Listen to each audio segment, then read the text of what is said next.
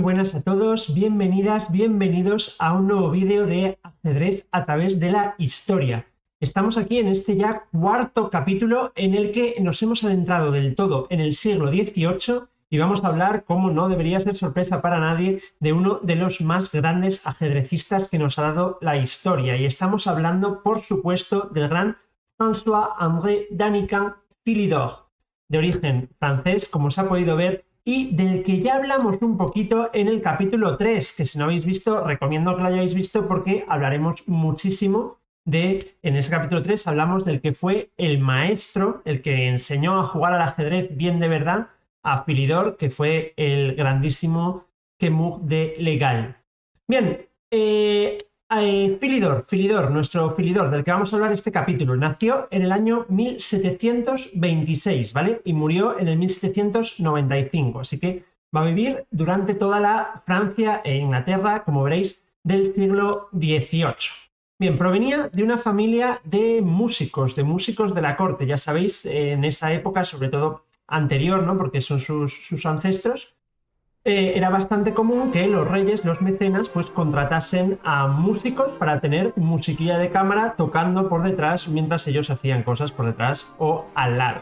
De hecho, el abuelo de Philidor, que se llamaba Jean Danican, de hecho se llamaba solo Danican como Philidor, pues obtuvo el mote de Philidor por parte del rey Luis XIII, ¿vale? De forma que Philidor no era un apellido de la familia, pero el rey Luis XIII empezó a llamar al abuelo de nuestro Philidor, le empezó a llamar Philidor. ¿Por qué? Pues por lo visto había un virtuoso italiano del oboe que se llamaba Philidori, y el abuelo de nuestro Philidor, Jean Danican, tocaba tan bien el oboe que Luis XIII empezó a llamarle Philidor y adoptaron ese apodo, ese nombre como apellido, se lo traspasó a su hijo, que es el padre del nuestro, y ese se traspasó a su hijo, el nieto del primer oboísta, al que nosotros conocemos simplemente como Philidor o François-André Philidor. Bien,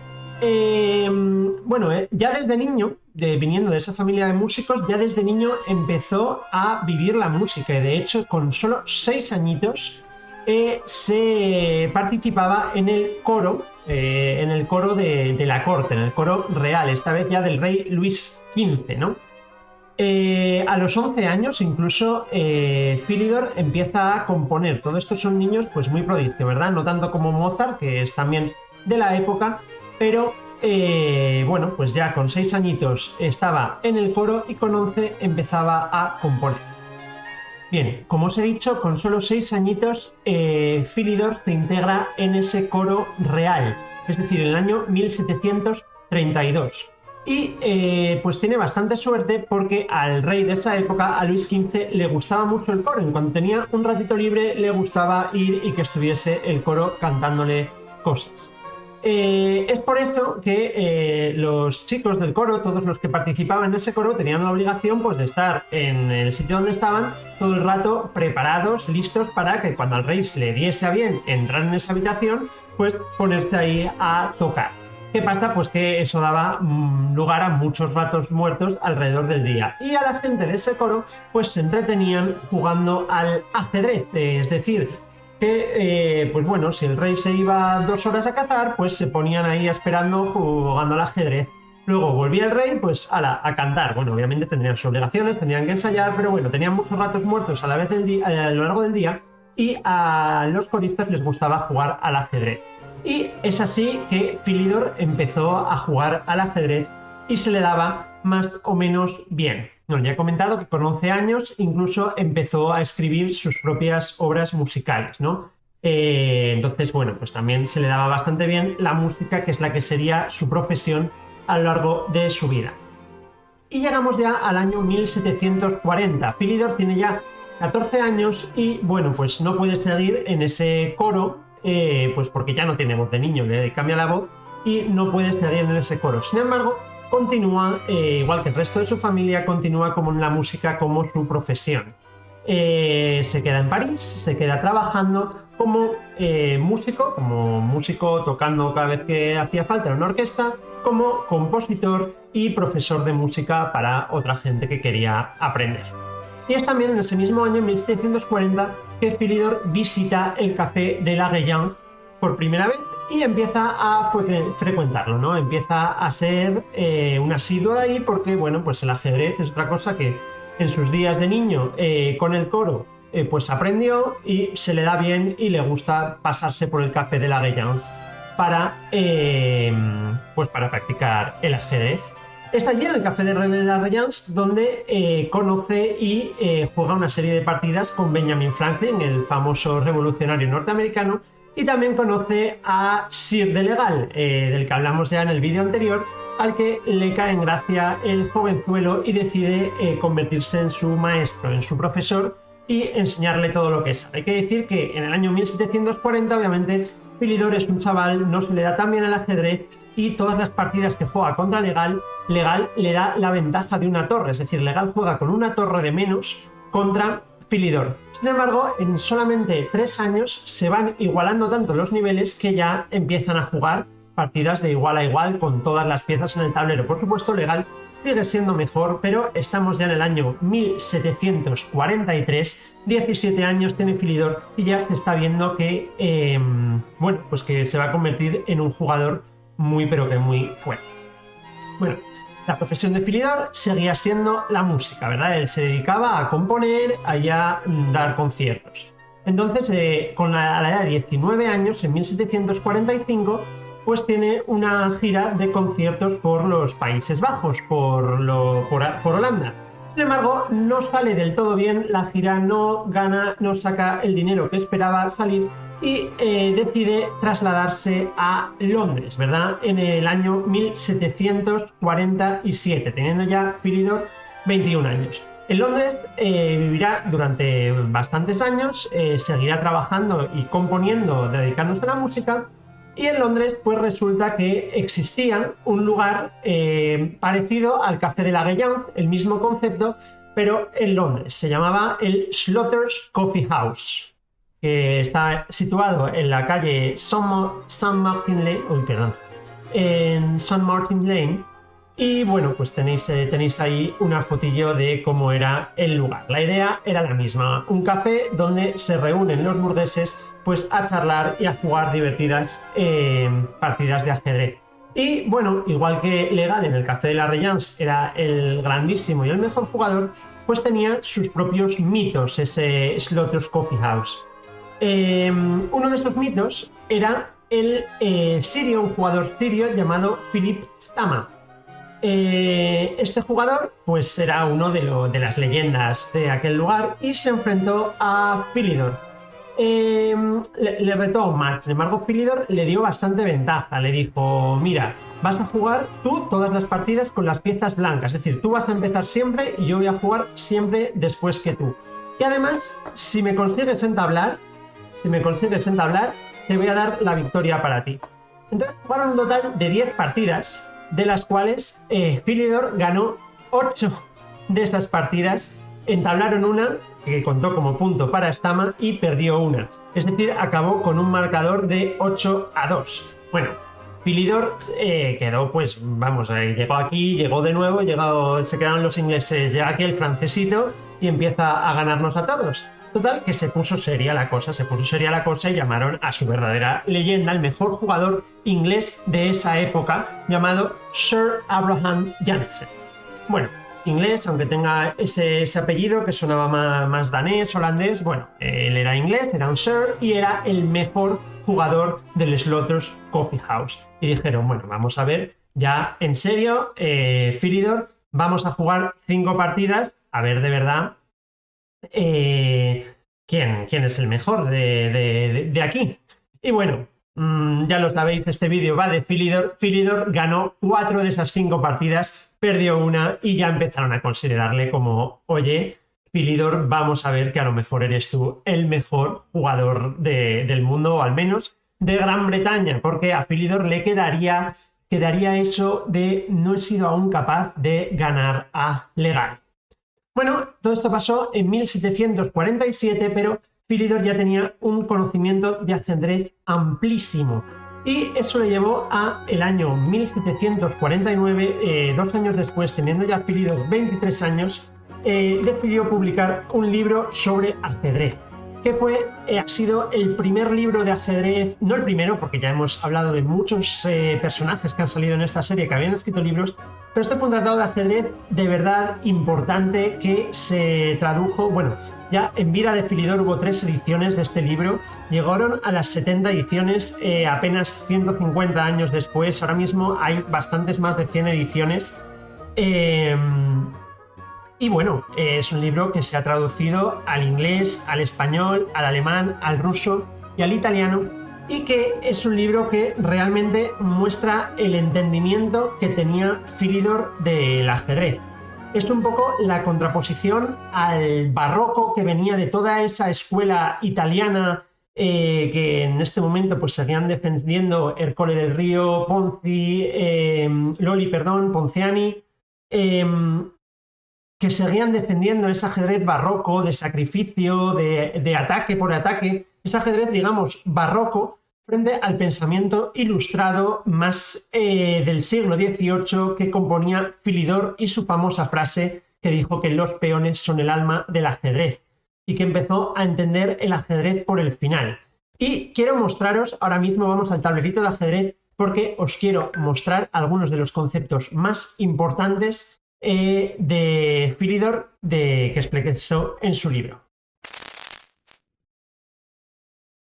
Bueno, y antes de hablar del contenido mismo del libro de Philidor, pues sí que quiero hacer notar una cosa, un avance científico casi de la época, y es que si os acordáis y recordáis el capítulo 2 donde hablábamos del Greco, no tenían un modo de anotar estas partidas de ajedrez, y de hecho lo anotaban usando el lenguaje natural, escribiendo frases enteras diciendo avanzo el peón 2 casillas, él usa el caballo de aquí para...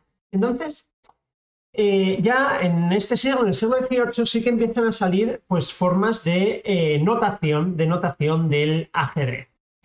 Actualmente usamos una notación que se denomina notación algebraica, que es la que uso yo en todos mis vídeos y que curiosamente ya la empleó Philip Stamna, el famoso rival sirio que derrotó Philidor en Londres. En el libro que había escrito usaba una notación muy parecida a la algebraica, que es esta que veis aquí en la pantalla. Como sabéis, bueno, es a la que estaréis más acostumbrados, todas las columnas están llamadas por una letra, de la A a la H, y cada una de las filas están llamadas por un número, ¿no? Entonces las casillas, pues cada una tiene un nombre, empezando por A1, B1, C1, E1, y yendo por columnas tenemos A2, B2, A3 y así sucesivamente.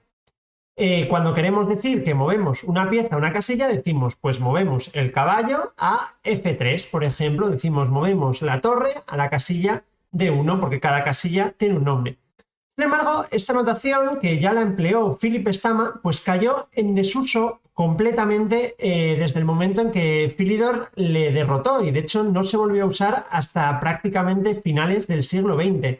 Y es que Philidor, pues, en su libro usó otra notación completamente distinta, que es la notación descriptiva, que es la que empleó Philidor en el libro y que se estuvo usando durante muchísimos años. Una notación que, como podéis ver ahí en pantalla, puede parecer un poco más liosa. Empezamos desde el principio. Las columnas tienen cada una un nombre y el nombre de la columna es según la pieza que empiece en esa casilla. Por ejemplo, la columna que hoy llamaríamos columna E, aquí se llama la columna rey, porque es la columna donde el rey empieza. La de al lado, la que ahora llamamos columna D, se llama columna dama. Y luego a los laterales pues tenemos la columna alfil dama, la columna alfil rey, la columna caballo dama, la columna caballo rey, la columna torre dama y la columna torre rey. Sin embargo, los números cambian según la perspectiva del jugador, es decir, el jugador de las blancas verá donde se sitúa su rey será la 1 y donde se sitúan las piezas del rival será la 8, mientras que para el jugador de las negras lo verá completamente al revés, es decir, cada uno ve sus piezas en la fila 1 y verá las piezas de su rival en la 8. Y luego a partir de ahí será exactamente igual. Si yo quiero decir que avanzo mi peón de rey 2 veces, la jugada que nosotros llamaríamos E4, el blanco diría peón a 4 rey o peón a rey 4. Y las negras Si quieren jugar la jugada E5, también dirían peón A4 rey, porque ellos, para ellos está llegando el peón a la cuarta fila desde su punto de vista. Para todos los fans de la serie Gambito de Dama de Netflix, cuando veis torneos de ajedrez podéis ver cada vez que hablan en los comentaristas o hablan entre sí, hablan usando esta notación. Dicen, en vez de caballo F3, dirían caballo a alfil, rey 3, desde el punto de vista de las blancas. Y claro, ya la anotas cada uno con su punto de vista. Entonces es una anotación desde luego muy liosa, yo no estoy muy acostumbrado y no la voy a usar cuando os comente ahora el libro de Philidor, usaré la anotación algebraica, pero es interesante saber que en estos tiempos, sí, desde el siglo XVIII hasta casi finales del siglo XX se usó esta liosa y para nosotros confusa notación descriptiva. Y ahora dejámonos de rollos y vamos a empezar presentando el libro de Philidor llamado Analyse de jeu d'échecs, es decir, análisis del juego del ajedrez. Y quiero empezar el libro con una de sus citas más famosas y por la que se conoce hoy mundialmente a Philidor. Mi propósito principal es ganar reconocimiento por una idea nueva que nadie ha tenido, o al menos nadie ha sido capaz de llevar a la práctica. Jugar bien los peones, que son el alma del ajedrez. Son ellos únicamente quienes determinan el ataque y la defensa, y de su buena o mala colocación depende el ganar o perder la partida.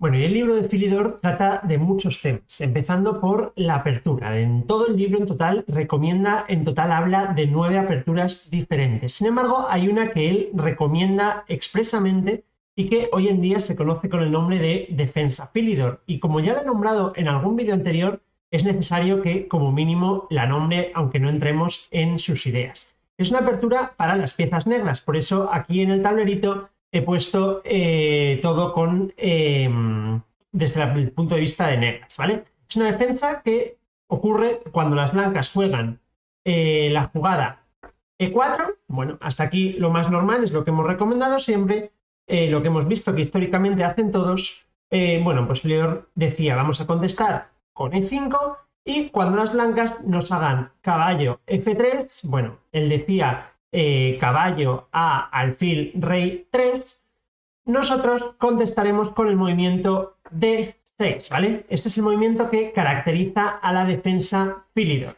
Y bueno, no es de extrañar que después de Philidor hablándonos de que si los peones son el alma del ajedrez, nos encontremos con que nos recomienda una apertura muy sólida, ¿verdad? En la que los peones están completamente defendidos los unos por los otros y se forma una cadena de peones completamente sólida. Bueno, esto caracteriza a la defensa Philidor. A partir de aquí, bueno, las blancas tienen un montón de opciones, por supuesto, D4, alfil C4, incluso sacar el otro caballo, caballo C3. Y aunque puede parecer una defensa un poco pasiva porque el negro no está desarrollando piezas, sí que está consiguiendo muchísima solidez en el centro. Esto es una apertura que se juega hoy en día hasta nivel maestro. Al final las negras van a conseguir su desarrollo, este caballo saldrá por aquí, el alfil va a salir, el otro alfil va a salir, se van a enrocar y luego en algún momento van a contraatacar. Y es que Philidor en su libro ya recomendaba bastantes cosas con respecto a los peones y una de ellas decía que el ataque no debe comenzar sin que los peones estén debidamente apoyados, ¿verdad? Es importante que los peones tengan sus propias casillas. También decía que los peones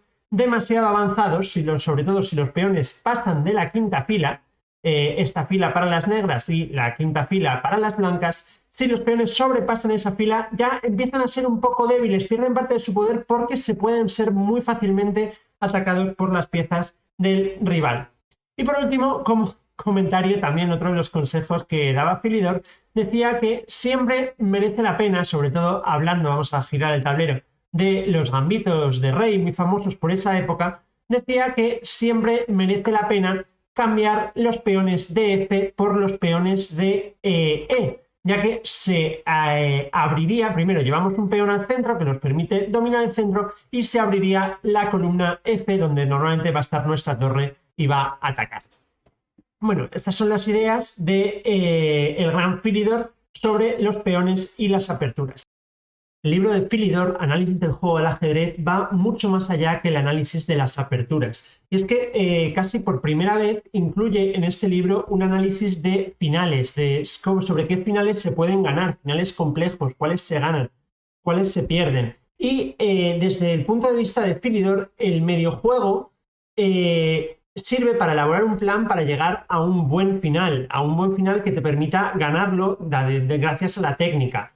Esto contrasta con la escuela italiana que vimos, bueno, que en esos momentos se llamaba la escuela de Módena por sus representantes, que defendía que hay que tener gambitos, hay que tener un juego espectacular, ataque al rey. Buscaban los de la escuela italiana ganar en el medio juego. Y no, Philidor dice, aquí podemos tener paciencia, vamos a usar el método científico, vamos a usar el medio juego para acumular pequeñas ventajas que nos permitan llegar a un final en el que tenemos ventaja. Y es ahí, en ese pensamiento de Philidor, que se puede ver cómo Philidor encarna el pensamiento ilustrado de la época, la paciencia, el método científico, dentro del pensamiento completamente más puramente barroco de la escuela italiana. Philidor en su libro estudia muchísimos finales. Por ejemplo, estudia el final de alfil y torre contra una torre sola, finales de dama contra peón en séptima fila y sobre todo estudia este final que tenemos aquí en pantalla, que es un final de torre contra torre y peón, en lo que hoy en día conocemos y estudiamos como la posición de Philidor, la defensa de Philidor, o también la defensa de la tercera fila, dado que la torre se sitúa en la tercera fila. Y bueno, no me quiero meter a explicar esta posición, pero es una posición que cualquier jugador de ajedrez que quiera progresar va a tener que estudiarla, conocer la posición de Philidor y saber que en esta posición las blancas consiguen las tablas. Con lo cual, si quieren ganar, las negras no querrán meterse en un final así. Es la concepción del juego que tenía Philidor. Por cierto, si queréis conocer más sobre esta posición y cómo se gana, visitad nuestra sección del canal de la Academia Maten 2, donde podréis aprender cómo es jugar este tipo de finales y otros. Y bueno, vamos a seguir con la vida de Philidor, porque la habíamos dejado en Londres en 1749 cuando publicó este vídeo. Entonces vamos a volver para ver qué más cosas hizo Philidor en su vida. Bien, y volvemos porque aún nos quedan un montón de cosas, de episodios en la vida de este maestro. Nos situamos ya en el año 1754 y Philidor, 9 años después de haberse ido de Francia, regresó a Francia ya con 28 años y como compositor consolidado y desde luego como jugador de ajedrez muy consolidado. De hecho, fue al año siguiente, en 1755, cuando ya organizó y ganó ese famosísimo match en el Café de la Gayance, en el que derrotó de una vez por todas a su antiguo maestro, a Kerner de Legal. En el momento en que lo derrota ya no hay ninguna persona que se le haya resistido nunca, con lo cual Philidor pasa a considerarse ya el mejor jugador de ajedrez vivo que hay en ese momento y con bastante diferencia con respecto a los demás. Luego ya en el resto de su vida, Philidor continúa viviendo en París y estrenando sus óperas. De hecho, estrena muchísimas entre los años 1756 y 1788. Las compone, las estrena y con bastante éxito. De hecho, se convierte Philidor en un referente de la ópera francesa, sobre todo de esa ópera cómica que surge en esos años en Francia. Además, a partir de los años 70, entre 1771 y 1776, Philidor realiza frecuentes viajes a Londres, ya que en Londres están empezando a fundarse un montón de clubes de ajedrez, especialmente. Entonces viaja allí Philidor, gana dinero, da exhibiciones, juega torneillos, ligas que se crean. Y bueno, empieza ya Philidor a dedicarse más también a su carrera ajedrecística. Es famoso el St. James Chess Club, donde en el año 1783, ojito, tenía ya Philidor 57 años, dio unas simultáneas a la ciega. ¿En qué consiste esto? Bueno, pues que a Philidor le vendaron los ojos, no podía él ver nada y se enfrentó a la vez, sin ver los tableros, a 3 rivales diferentes. Pero es que además Philidor a esos tres rivales les dio a todos las piezas blancas, él jugaba con piezas negras y él jugaba con un peón de menos y sin ver los tableros, y aún así fue capaz de ganarles a todos.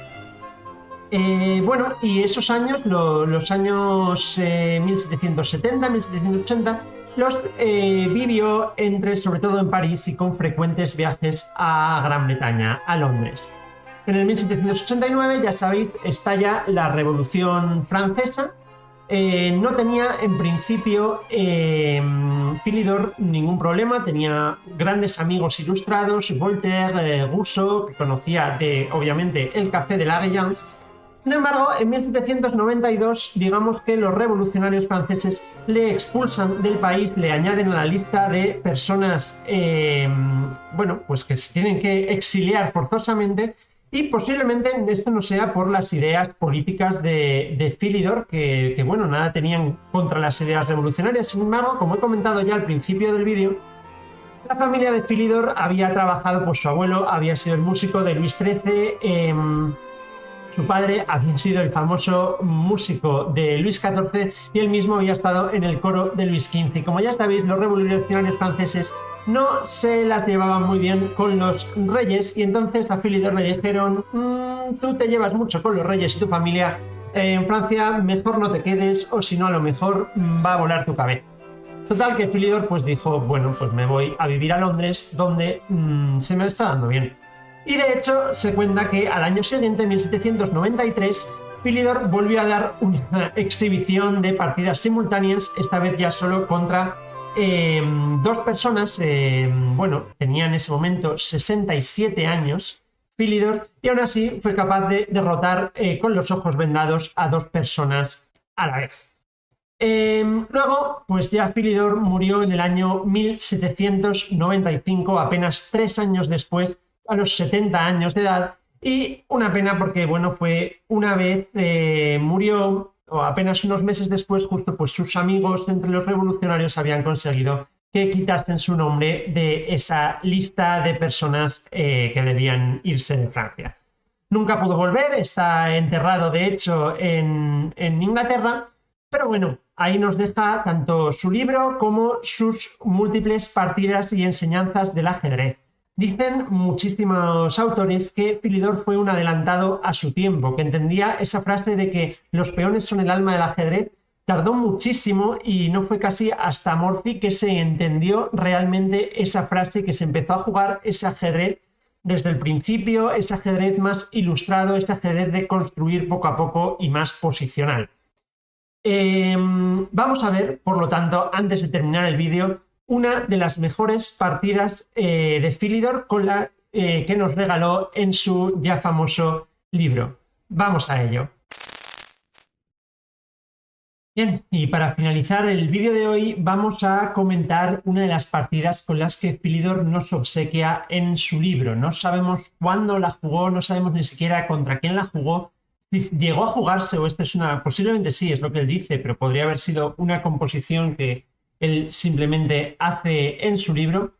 Pero bueno, vamos a ver la partida y vais a daros cuenta de que esta partida es muy diferente de todas las partidas que hemos comentado anteriormente, que es una partida que llega hasta el final, que no le importa cambiar piezas, donde la estructura de peones es algo completamente central, es el tema de la partida, muy diferente a esos sacrificios locos que llegaban a dar un mate al rey en el centro del tablero, como veíamos en las partidas de Ruy López o del Greco.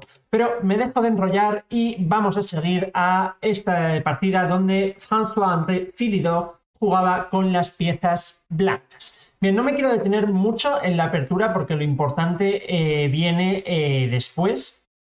Así que vamos a ir rápidamente. Empieza con E4, E5, ya lo sabemos, los movimientos más famosos y comunes en esa época. Alfil a C4, desarrollando una pieza, ya cambia del famoso desarrollo del caballo F3, pero bueno, desarrolla una pieza, ya sabemos que en C4 está apuntando directamente al punto más débil de la posición enemiga y nos ayuda, nos aligera el camino hacia poder enrocar al rey, que es una cosa muy importante. Las negras jugaron simétricamente, no es necesario desarrollar el caballo, dado que no nos están atacando este peón, así que decidieron pues desarrollar el mismo alfil por C5 para atacar también ese punto más débil de la posición blanca.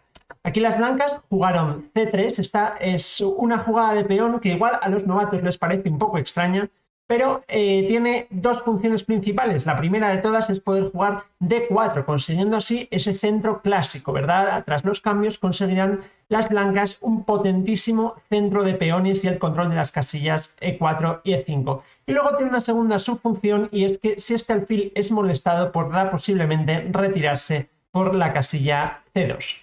Bien, las negras continuaron ya desarrollando piezas diciendo, bueno, yo aquí he venido a jugar al ajedrez y para ello necesito que todas mis piezas estén en el tablero. Y fijémonos cómo ya las negras consiguen una pequeña ventaja de desarrollo porque ya tienen dos piezas desarrolladas frente a una sola pieza desarrollada por parte de las blancas. Las blancas, por supuesto, juegan D4, es la jugada que han estado preparando. Y fijémonos que, aunque la jugada caballo F6, que obviamente es una muy buena jugada por parte de las negras, desarrolla una pieza y prepara el enroque corto y además está atacando ya un peón, parecería que las blancas están obligadas a defender este peón de alguna manera. Además, parecería que es obligatorio hacer D3, porque ya que hemos jugado C3, este caballo no se puede desarrollar por C3. Sin embargo, juegan C4 con la intención de que, oye, tú no me puedes comer este peón que me estás amenazando porque yo te estoy amenazando ahora un alfil y todos sabemos que el alfil vale más que el peón. Es por eso que las negras están obligadas a reaccionar a que hay un ataque doble en el centro, me están atacando a un alfil y a un peón, por lo tanto las negras están obligadas a capturar. Y inmediatamente después las blancas juegan C por D4, obviamente para eso hemos jugado C3, ahora tenemos un potente centro de peones. Sigues sin poder comerme este peón porque te estoy atacando el alfil, tienes que retirarte con el alfil y después ya tendré libre la casilla para el caballo. Ahora el alfil tendría dos opciones, o bien desarrollarse, moverse a B4 dando un jaque y ganando los tiempecillos siendo un poco molesto, o bien mantenerse en esta potentísima diagonal jugando a alfil B6, que fue lo que pasó en la partida. Ahora, por supuesto, ya es serio. Este peón, recordemos, no se podía comer porque está defendido por la dama, pero este peón sí que está atacado. Ya es el momento de que nos ocupemos de este peón. Y tenemos dos opciones con blancas, o bien lo avanzamos para molestar a este caballo, que eso sí se va a poder colocar en unas casillas centrales muy molestas, o lo defendemos y por fin desarrollamos una pieza, es lo que hizo Philidor, y ya fijémonos cómo estamos empate, ¿no? Dos piezas desarrolladas a dos piezas desarrolladas, aunque eso sí es el turno de las negras, no se pueden comer el peón, pero lo que sí pueden hacer es enrocarse tan panchamente, ¿por qué no? Porque no nos vamos a enrocar ganando ese tiempo. Por cierto, he dicho antes que por eso me he trabado un poco, no se pueden comer el peón. La verdad es que sí podrían comerse el peón, es una línea un poco más complicada, podrían comerse el peón y digan, pero ¿qué decís, Reifer? Si vais a perder el caballo, vas a perder el caballo, sí, pero después van a jugar la potentísima jugada D5 con un ataque doble, con lo cual se aseguran ir a recuperar al menos una de las dos piezas, ¿verdad?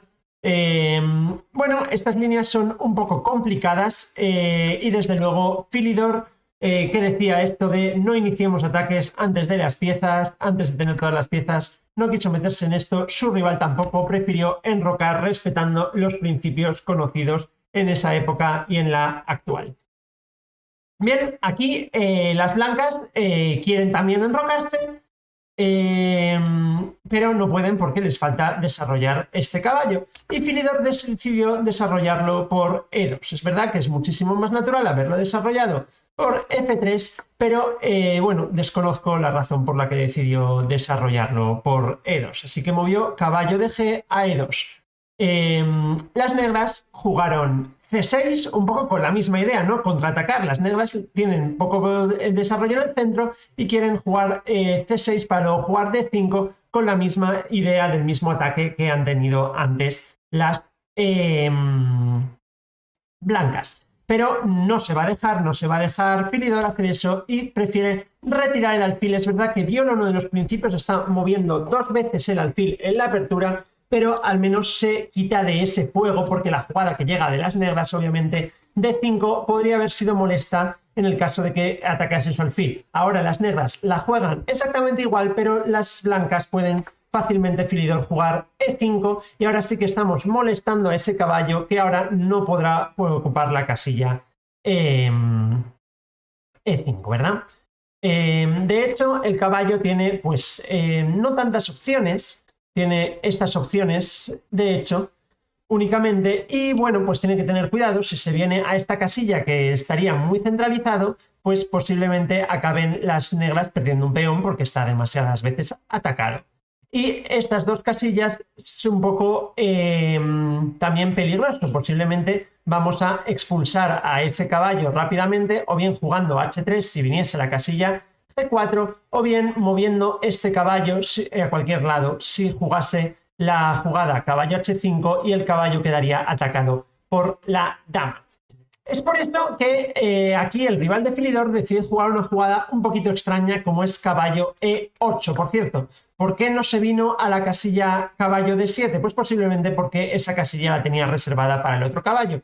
Así que humildemente se retiró con el caballo a la primera fila, quedando ya en una posición un poco dudosa, ¿verdad? Porque de nuevo todas las piezas de las negras, menos el alfil, están en la primera fila. Es verdad que ya se han enrocado y las blancas han desarrollado al menos 3 piezas y aparte tienen bastante control en el centro. Aquí las blancas aprovecharon para desarrollar el otro alfil que les faltaba, también redefendiendo este peoncito que estaba bajo el fuego del alfil de casillas negras y liberando por tanto a este caballo de la defensa del peón. Siempre es mejor tener algo sobredefendido que infradefendido.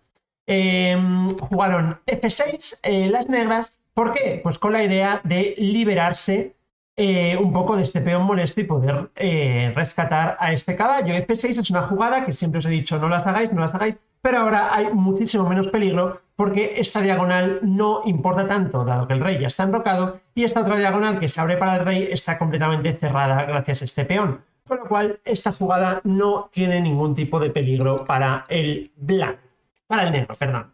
El negro obviamente no le quiere poner las cosas, el blanco, Philidor, no le quiere poner las cosas fáciles a su rival, no quiere cambiar para permitir que el caballo vuelva a su sitio habitual. Este peón sigue siendo molesto, dice, si me lo quieres comer, cómemelo tú, yo mientras voy a seguir desarrollándome, y desarrolla su dama con dama de 2. Obviamente el negro le resulta muy fastidioso el peón, así que decide comer F por E5 y D por E5, cambiando esos peones y abriendo un poquillo, semi-abriendo un par de columnas. Ahora esta torre desde luego tiene un rango de acción bastante amplio, pero ojito que se queda un peón aquí en la quinta fila que sigue siendo muy irritante para este caballo que no se puede mover. Sin embargo, ya lo dijo Philidor, ojito que este peón puede ser débil. Bien, aquí las negras juegan, deciden que ya les toca desarrollarse un poco y juegan la jugada alfil E6. Aquí me voy a detener un poquito para explicar por qué la jugada, que igual muchos tácticos aquí hemos visto rápidamente, es que aquí, ojito que las negras nos van a jugar de 4 y unos bonitos calzoncillos se van a asegurar comer una de esas dos piezas, porque yo cuento y este peón está defendido 1 y 2 veces y está atacado solamente 1 y 2 veces. Sin embargo, esto no va a funcionar, esta jugada no va a funcionar porque existe una contratáctica, otra táctica de las blancas. Y es que imagínate que dices, tú me atacas, bueno, pues no, yo te voy a comer este peón, y dices, pero ahora yo te como el alfil, ¿verdad? Y ahora vuelvo a tener pues pieza por peón de ventaja. Yo te seguiría comiendo con el caballo diciendo, bueno, pues yo te como el alfil y vuelvo a llevarme este peón de ventaja. Y las negras dirían, bueno, pues yo te como con la dama y tengo de nuevo esta pieza por peón. Pero ahora, los que no lo hayáis visto, por favor, pausa del vídeo y buscarlo. Existe la grandísima táctica alfil por H7, jaque, dando un jaque y liberando un ataque contra la dama. Por lo cual el rey tendría que comerse el alfil. Ahora nos vamos a comer a esta dama indefensa y son las blancas las que se llevan una ventaja material. Bueno, es por eso que la jugada de 4 con ataque doble no funciona, nunca se juega. Y las negras continúan con su desarrollo. Continuaron las blancas, caballo F4, dama E7, bueno, son todas jugadas típicas de desarrollo. Caballo F4 ataca el alfil, dama E7 desarrolla la dama y lo defiende. Se cambiaron los alfiles de casillas negras y ojito que esto es muy importante para Philidor, ya que deja una estructura un poquito peor, con los peones doblados, muy importante. Philidor la estructura le daba mucha importancia.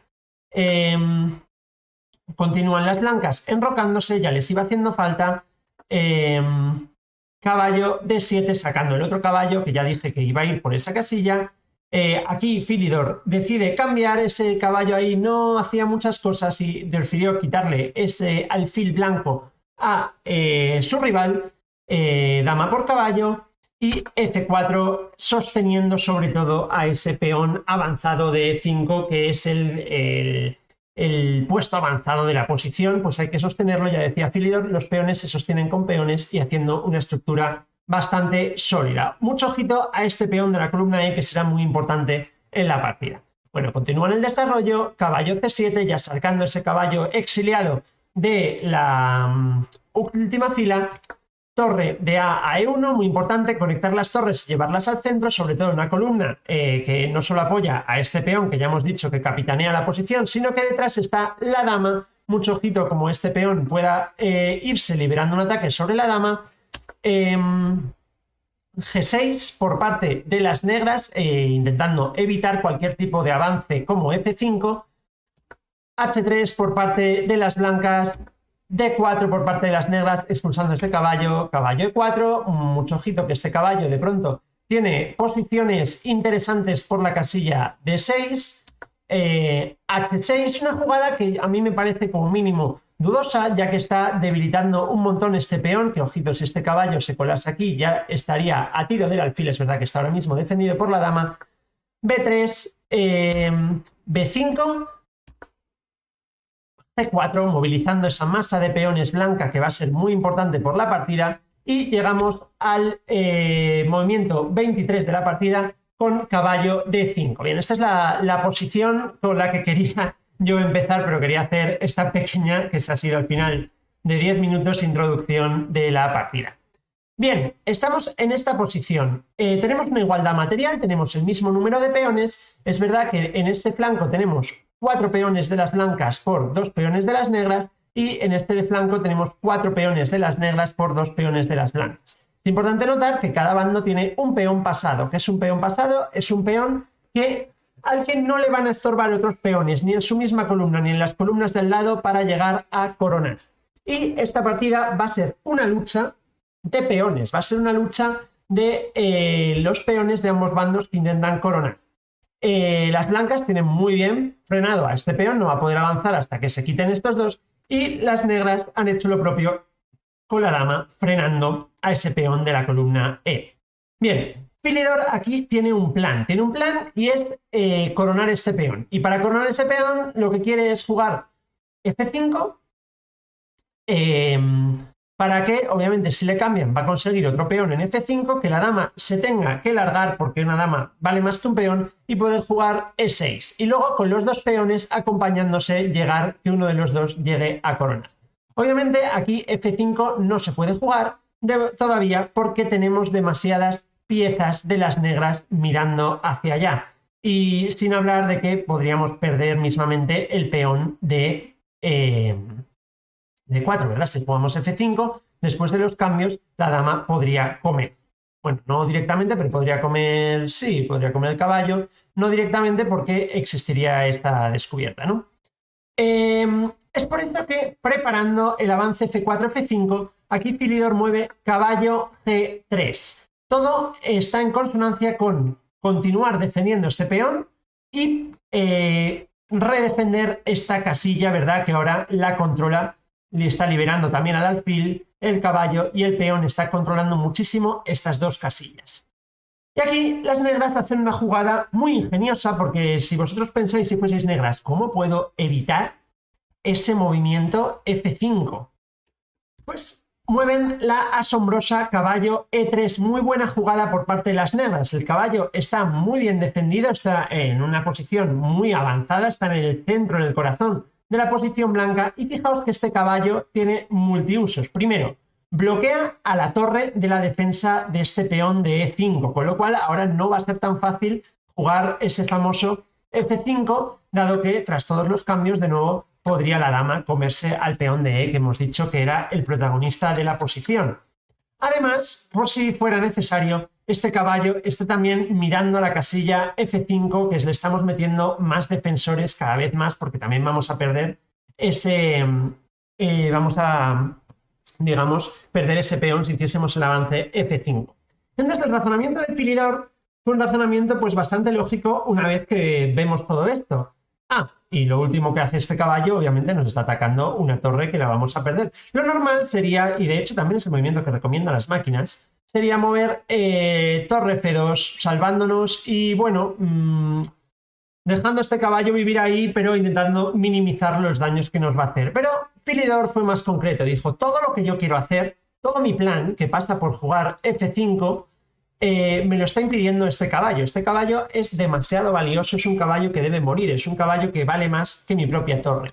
De hecho, escribió en su propio libro, Philidor escribió, el caballo intenta cerrar líneas, obstaculizando el movimiento del peón F.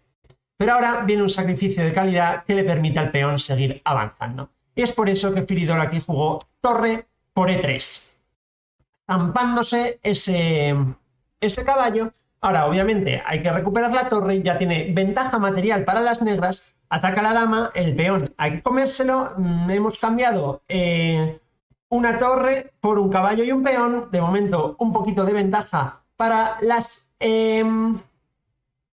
para material para las negras, pero la dama al irse la segunda fila desprotege ese peón de A2, nos estábamos olvidando completamente del flanco de dama, pero ojito que ahora hay una torre también bien inmiscuida en las casillas, en medio de la posición blanca.